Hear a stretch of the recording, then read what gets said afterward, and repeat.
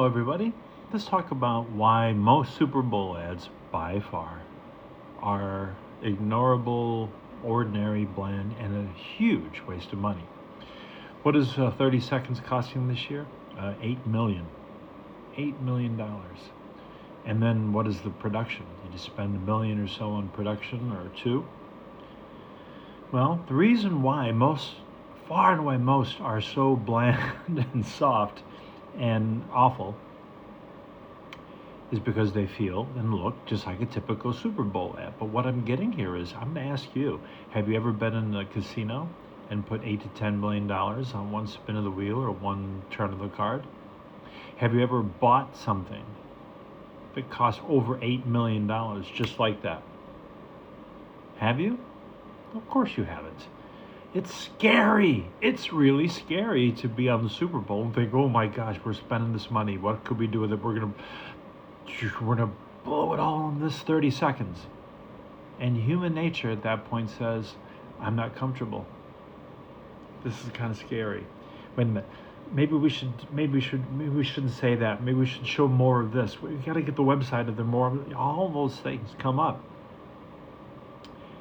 and it feeds into a circle. This is our one shot. Yeah, it's their one shot because they do this message for one time in the Super Bowl, and they don't continue with the rest of the year because everyone says you're supposed to do something special and surprise people with something different and new. Something different new, we gotta have a celebrity. Oh, we gotta have the cameo celebrity. Oh, we gotta have the product in them. Or we have to do reference something in culture, in another movie or some other sense. We have to, I get it. It's psychological pain. This is why Super Bowl ads are rarely as good as they could be, because no one feels comfortable taking a huge risk with over $8 million for 30 seconds, which is why they hedge their bets and they spend another couple of millions on the build-up and everything around it, trying to get more people to think about this event in our 30 seconds. I get that. But the smart ones who've done things around the game, they get more bang for their buck. They really do. And the game hates that.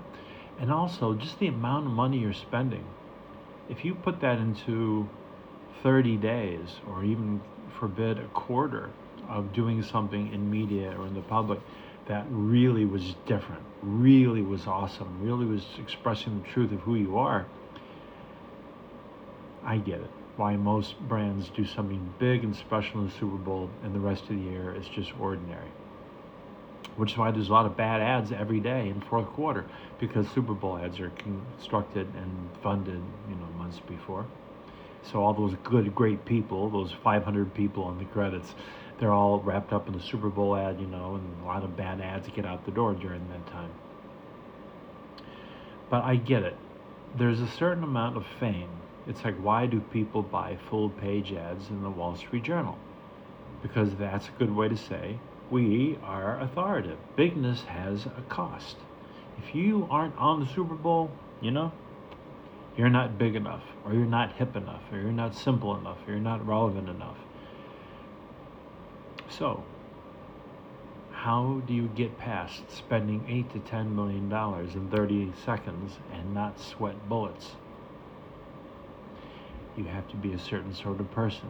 You have to be a certain sort of company. You have to be a certain sort of brand. It's rare, and maybe it should be rare.